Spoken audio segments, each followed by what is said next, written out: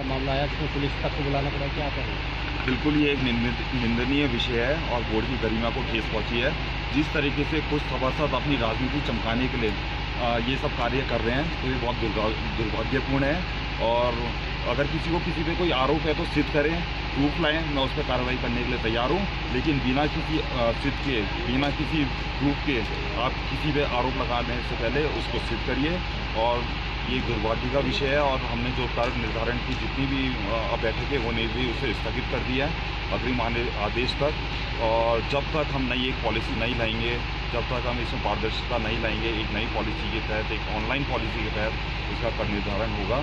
और जो लोग ये सोच रहे हैं कि अनुज गुप्ता विरोध कर करके चेयरमैन बन गया तो हम भी विरोध करके चेयरमैन बन जाएंगे, तो भूल जाइए कि अगर इस तरह की राजनीति आपको चमकानी है तो बहुत दुर्भाग्यपूर्ण है, बिल्कुल सहन नहीं होगी और एक मर्यादा में रह के बोर्ड में कार्य किया जाएगा। कि कोई अगर किसी को तकलीफ हो रही है, हमें खेद है कि आज कुछ लोग इसमें आए कर निर्धारण में और उनका काम नहीं हो पाया।